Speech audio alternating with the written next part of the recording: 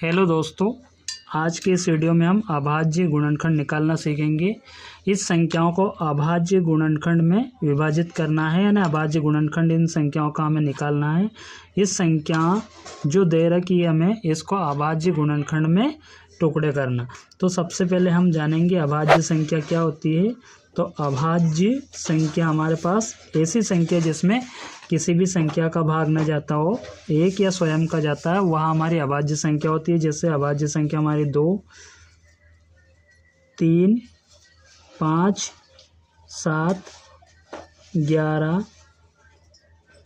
13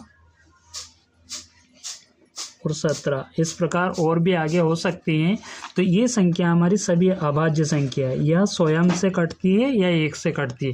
तो इसी संख्याओं से इन संख्याओं को अभाज्य संख्याओं से विभाजित करके इनका अभाज्य गुणनखंड निकाला जाएगा। इन संख्याओं को अभाज्य संख्याओं से विभाजित करेंगे।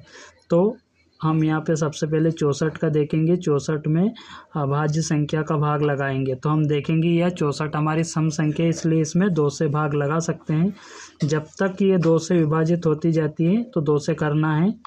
तो 2 में 2 से 6 में भाग देंगे, 3 बार जाएगा, और 2 में देंगे 2 बार, यानी 32 बार जाएगा। फिर 2 से देंगे तो 2 एकम 2, 1 बचेगा, 2 छंग 12। फिर 2 से देंगे 8 बार जाएगा।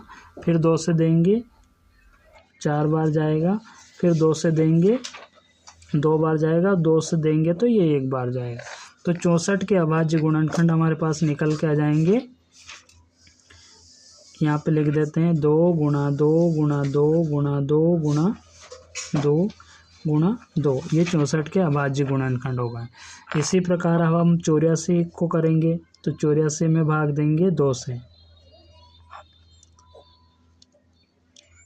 तो ये 4 बार जाएगा। फिर दोगे 2 का 4 में देंगे तो ये 2 बार जाएगा। फिर वापस 2 से देंगे, 2 दूनी 4 और 2 एकम 2। अब हमारा 21 में 2 का भाग नहीं जाता है। 21 ऐसी संख्या है जो 2 से नहीं कटती है। तो अब 3 से इसको काटेंगे, यानी 3 से इसमें भाग लगाएंगे तो ये 7 बार जाएगा। अब 7 ऐसी संख्या है कि 3 से नहीं कट रही है, तो अब इसको डायरेक्ट 7 से काट देंगे एक बार में। तो इस प्रकार ये 84 का हमारा अभाज्य गुणनखंड निकल कर जाएगा। 2 गुणा 2 गुणा 3 गुणा 7। अब 625 हमारे बचे हुए हैं। तो 625 का अभाज्य गुणनखंड करके आप मुझे कमेंट बॉक्स में ज़रूर बताएं 625 के अभाज्य गुणनखंड कौन से होंगे।